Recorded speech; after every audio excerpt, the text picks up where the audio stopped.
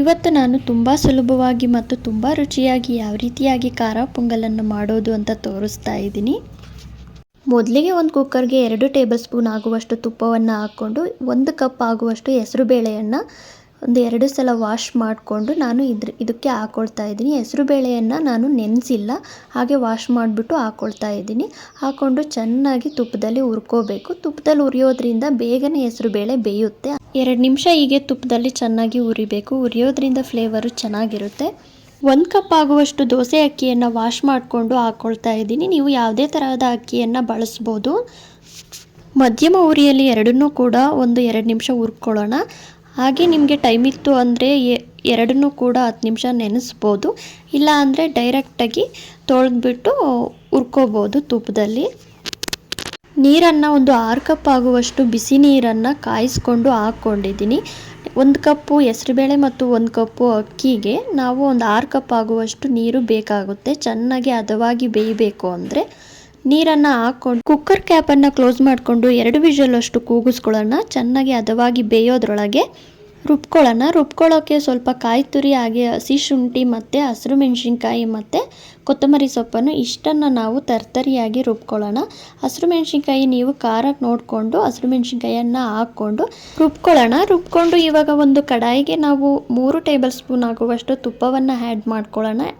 ತುಪ್ಪವನ್ನು ಹಾಕ್ಕೊಂಡು ಸಾಸಿವೆ ಸಿಡ್ದಾದ್ಮೇಲೆ ಒಂದು 8 ಆಗುವಷ್ಟು ಹಸಿರು ಮೆಣಸಿನ್ಕಾಯನ್ನು ಉದ್ದುದ್ದವಾಗಿ ಹೆಚ್ಕೊಂಡು ಹಾಕ್ಕೊಳ್ತಾ ಇದ್ದೀನಿ.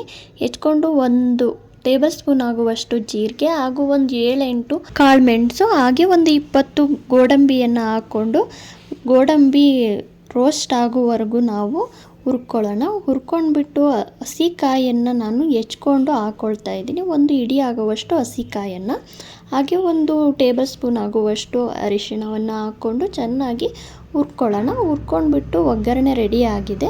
ಹೆಸರುಬೇಳೆ ಮತ್ತು ಅಕ್ಕಿ ಕೂಡ ಚೆನ್ನಾಗಿ ಬೆಂದಿದೆ. ಇದಕ್ಕೆ ನಾವು ಸ್ವಲ್ಪ ಬಿಸಿ ನೀರನ್ನು ಕಾಯಿಸ್ಕೊಂಡು ಹಾಕ್ಕೊಂಡು ಚೆನ್ನಾಗಿ ತಿರುಗಿಸ್ಕೊಳ್ಳೋಣ. ಯಾಕೆ ಅಂದರೆ ಆಮೇಲೆ ತಣ್ಣಗಾದ್ಮೇಲೆ ಗಟ್ಟಿ ಆಗಿಬಿಡುತ್ತೆ. ಹಾಗಾಗಿ ಬಿಸಿ ನೀರನ್ನು ಹಾಕ್ಕೊಳ್ಳೋಣ. ಇವಾಗ ರುಬ್ಬಿರುವಂತಹ ಕಾಯಿ ಮತ್ತು ಹಸಿರು ಮೆಣಸಿನ್ಕಾಯಿ ಎಲ್ಲದನ್ನು ಮಿಕ್ಸ್ ಮಾಡಿಕೊಂಡು ರುಚಿಗೆ ತಕ್ಕಷ್ಟು ಉಪ್ಪು ಹಾಕ್ಕೊಳ್ಳೋಣ. ಉಪ್ಪು ಹಾಕ್ಕೊಂಡು ಜೀರಿಗೆ ಮತ್ತು ಮೆಣಸನ್ನು ಪುಡಿ ಮಾಡ್ಕೊಂಡಿರೋದು ಒಂದು 2 ಟೇಬಲ್ ಸ್ಪೂನ್ ಆಗುವಷ್ಟು ನಾನು ಹಾಕ್ಕೊಳ್ತಾ ಇದ್ದೀನಿ. ಹಾಕ್ಕೊಂಡು ಚೆನ್ನಾಗಿ ಮಿಕ್ಸ್ ಮಾಡ್ಕೊಳ್ಳೋಣ. ಎಲ್ಲದನ್ನು ಮಿಕ್ಸ್ ಮಾಡಿಕೊಂಡು ಪ್ಲೇಟನ್ನು ಒಂದು ಕ್ಲೋಸ್ ಮಾಡಿಬಿಟ್ಟು ಒಂದು 2 ಮಿನಿಟ್ಸ್ ಆಗುವಷ್ಟು ಚೆನ್ನಾಗಿ ಬೇಯಿಸ್ಕೊಂಡು ಓಪನ್ ಮಾಡಿದರೆ ಈ ರೀತಿಯಾಗಿ ಬೆಂದಿರುತ್ತೆ. ಇಷ್ಟು ಹದ ಬೇಕಾಗುತ್ತೆ. ನಾವು ನೀರು ಹಾಕ್ಕೊಂಡ್ಮೇಲೆ ಇಷ್ಟು ಹದ ಆಗಿರಬೇಕು. ಇವಾಗ ನಾವು ಒಗ್ಗರಣೆ ಮಾಡಿರುವುದನ್ನು ಮಿಕ್ಸ್ ಮಾಡಿಕೊಂಡ್ರೆ ರೆಡಿ ಆಗುತ್ತೆ ಖಾರ ಪೊಂಗಲು. ಮತ್ತು ಇದನ್ನೇನು ಕುದಿಸೋದು ಬೇಡ, ಸಣ್ಣ ಉರಿಯಲ್ಲಿ ಚೆನ್ನಾಗಿ ಎಲ್ಲದನ್ನು ಮಿಕ್ಸ್ ಮಾಡಿಕೊಂಡ್ರೆ ಆಗುತ್ತೆ. ಹಾಗೆಯೇ ಕೊತ್ತಂಬರಿ ಸೊಪ್ಪನ್ನು ನಾವು ಆ್ಯಡ್ ಮಾಡ್ಕೊಳ್ಳೋಣ, ಹೆಚ್ಚಿರೋದನ್ನು. ತುಂಬ ರುಚಿಯಾಗಿರುವಂತಹ ಖಾರ ಪೊಂಗಲ್ ರೆಡಿಯಾಗಿದೆ. ತುಂಬ ಸಿಂಪಲ್ಲಾಗಿ ಬೇಗನೆ ರೆಡಿ ಮಾಡ್ಕೋಬೋದು ಖಾರ ಪೊಂಗಲ್. ಇದನ್ನು ನಾವು ಖಾರ ಪೊಂಗಲ್ ಅಥವಾ ಖಾರ ಕಿಚಡಿ ಅಂತಲೂ ಕರಿತೀವಿ. ಈ ಖಾರ ಪೊಂಗಲ್ ಮಾಡುವ ವಿಧಾನ ನಿಮಗೆ ಇಷ್ಟ ಆದರೆ ಪ್ಲೀಸ್ ಸಬ್ಸ್ಕ್ರೈಬ್ ಮಾಡಿ, ಲೈಕ್ ಮಾಡಿ. Thank you. Bye bye.